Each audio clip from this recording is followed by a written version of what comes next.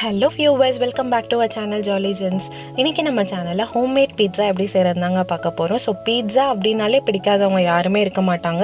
So அதை நம்ம எப்படி ஈஸியாக வீட்டில் செஞ்சு சாப்பிடலாம் அப்படிங்கிறது தான் இந்த வீடியோவில் பார்க்க போகிறோம். ஸோ வாங்க குவிக்காக ரெசிபிக்குள்ளே போகலாம். ஃபர்ஸ்ட் ஒரு ½ கப் ஆஃப் வார்ம் வாட்டரில் 1 டேபிள் ஸ்பூன் அளவு சுகர் சேர்த்துக்கலாம்.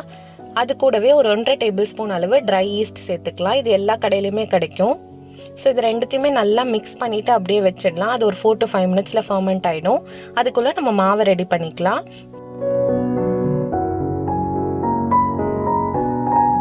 நான் இன்னைக்கு ஒரு 1 kg மைதா எடுத்திருக்கேன்.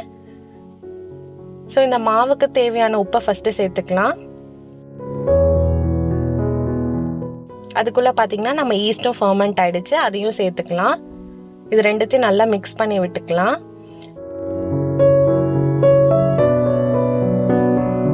மாவு நல்லா சாஃப்டாக வரணுன்றதுக்காக நான் ஒரு 2 to 3 டீஸ்பூன் அளவு ஆயில் சேர்த்துருக்கேன். ஸோ இது எல்லாத்தையும் நல்லா மிக்ஸ் பண்ணிவிட்டு நம்ம சப்பாத்தி மாவு பிசைவோம் இல்லையா, ஸோ அந்த பதத்துக்கு இதை மிக்ஸ் பண்ணி வச்சிடலாம். இது ஒரு 3 to 4 hours வரைக்கும் அப்படியே மூடி போட்டு வச்சுருங்க. லைக் டபுள் த சைஸ் இது வரணும். அப்போ தான் நமக்கு பீட்சா பேஸ் நல்லா கிடைக்கும். ஸோ இதை அப்படியே வச்சுட்டு நம்ம நெக்ஸ்ட் நம்ம இந்த பீட்சாக்கு தேவையானதெல்லாம் பார்த்துடலாம்.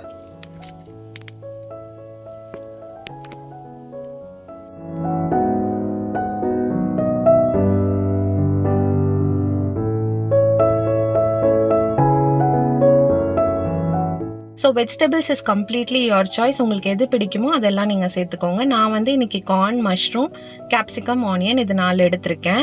ஸோ இப்போ 3 to 4 ஹவர்ஸில் பார்த்தீங்கன்னா நம்ம மாவும் சூப்பராக உப்பி வந்திருக்கு. இப்போ நம்மளோட பீட்சா பேஸை ரெடி பண்ணிடலாம். இதுக்கு நம்ம ஒரு பிளேட்டில் கொஞ்சமாக மைதா விட்டுட்டு அதுக்கு மேலே இந்த பேஸை செட் பண்ணிக்கோங்க. நீங்கள் எந்த பிளேட்டை பேனுக்குள்ளே வைக்க போகிறீங்களோ அந்த பிளேட்டில் இதை செட் பண்ணிக்கோங்க. ஸோ இது பண்ணுறதுக்கு போதே நம்ம பேனை ஒரு 5 to 7 மினிட்ஸ் ப்ரீ ஹீட் பண்ணி வச்சுக்கோங்க மீடியம் ஃப்ளேமில்.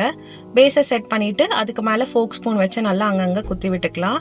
ஸோ இதுக்கு மேலே நம்மளுடைய பீட்சா சாஸை ஸ்ப்ரெட் பண்ணிக்கலாம். நான் எப்போதுமே ஹோம்மேட் பீட்சா சாஸ் தாங்க யூஸ் பண்ணுவேன். பட் அன்றைக்கி என்கிட்ட இல்லாததுனால நான் ரெடிமேட் வாங்கிக்கிட்டேன். உங்கள் கூட இன்னொரு வீடியோவில் நான் எப்படி ஹோம்மேட் பீட்சா சாஸ் ரெடி பண்ணுறதுன்னு காட்டுறேன். ஸோ இதுக்கு மேலே நம்மளுடைய வெஜ்ஜீஸ் எல்லாத்தையும் நம்ம செட் பண்ணிக்கலாம். ஸோ வெஜ்ஜீஸ்க்கு மேலே நம்மளுடைய சீஸை போட்டு கிரேட் பண்ணிக்கலாம். ஸோ நான் அமுல் செடார் சீஸ் தாங்க யூஸ் பண்ணுவேன். ரொம்பவே சூப்பராக இருக்கும், ட்ரை பண்ணி பாருங்கள்.